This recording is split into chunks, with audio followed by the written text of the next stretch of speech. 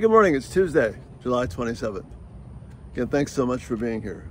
As you know, I wasn't able to do the video last night. That's why I'm saying, Lord willing, when we do the videos, but I'm going to finish talking about music next Monday on the worldview time because it fits with that. I'm going to move on in the book in terms of, it's the chapter 12 called You Are on Display, and it's about the way we speak. And if there was one chapter in the book that I would want to expand or even deal more in depth with than before is, and again, the 15 years since I've written the book, it would be this one. Because this chapter, You're on Display, talks about the way we're on display to God and to others, to our families, especially our children, is the way we speak and the way we talk. And we've lost sight of the fact, what is the purpose of language? And the purpose of language is to bring honor to God. See, like everything else, I can't claim language as mine, just like I can't claim the air that I breathe as mine. God gives me that breath. Well, He gives me language for a particular reason, actually two particular reasons. And if you could, it's been kind of a shift in my thinking over the years. I think it would be helpful to you. There's two reasons for language. One is glory, and the second is gratitude. Glory and gratitude. Glory in the sense of not in a worship word glory, but glory in that something, our language brings honor to God. Our language enhances the reputation of God. And again, this is not language that's reading a prayer or reading a Bible verse or talking a sermon, but it's in the way that we speak. It's the way we talk to our children. If you're instructing someone how to do something, how are you doing that? Is it to really honor that person? Is it to really bring honor to God and to benefit the person you're talking to? Or is it just so you get a chance to make yourself look good?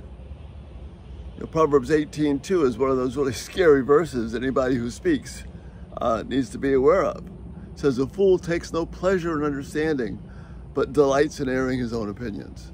Wow, that hits all of us. Well, Paul repeats that theme in Ephesians 4, when he says, don't let any unwholesome or rotten speech come out of your mouth, but only what is helpful for building others up according to their needs, so that the person listening may benefit. That's 429. Language is a gift of God. It's a communicable attribute of God given to you and me to enrich our lives, to make us more focused on God and who He is, and to give blessing and honor to others.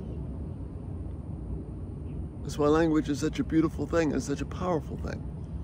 It's not mine to use as I want, just like any of the other gifts we've been talking about. Music is not mine to use as I want. Sex is not a gift that I can use as I want. It only works well when I do it in the way that God intended. Well, speech is one of the most basic things that we do. And if we think it's mine and we think it has nothing to do with honoring God, then we will not be honoring God, and we won't be helping our children and those we come into contact with get a good view of God.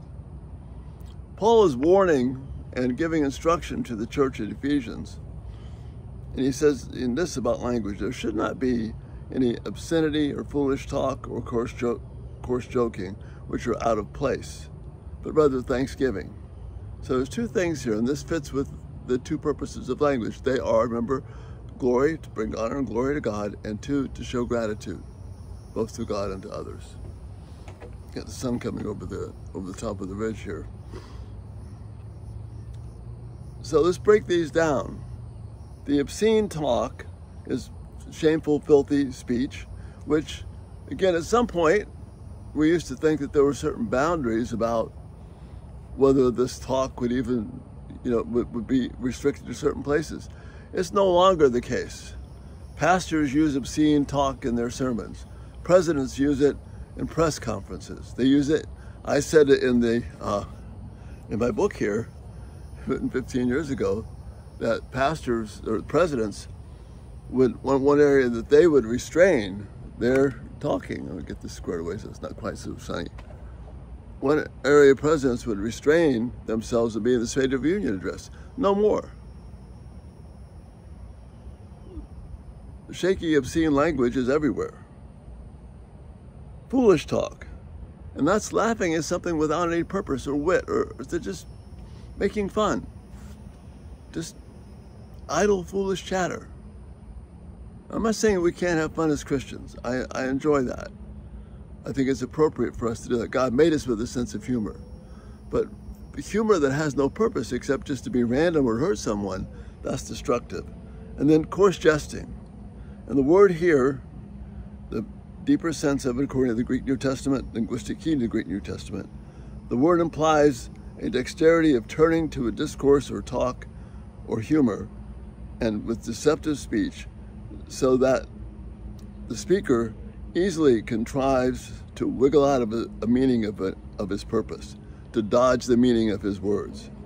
And the city of Ephesus was known especially for this kind of speech, where you use it to wiggle out of an issue and to dodge talking about it. Language, words. I'm praying that I will continually be renewed in this way, and I pray you will be too. But let these two words that begin with G reshape our thought so that we bring honor to God. We enhance the reputation of God by our words, whether we're being kind or helpful or giving instruction or whatever it is, and that we're driven by gratitude. And that's what Paul says in Ephesians. The way to combat this wrong speech that is self-centered is to be overcome with gratitude. So I'm always conscious of the wonder of God. So those two G's, glory and gratitude, if you hang on to those and incorporate them into your thinking, it'll transform your speech.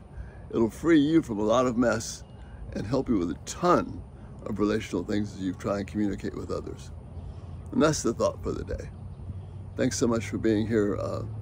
If you haven't turned on the post notifications, and will you subscribe, and then check out our YouTube at everydaytalk247.com. It's been a real blessing to be with you today, and Lord willing, seriously, Lord willing, we'll see you tonight. You have a great day. Bye-bye.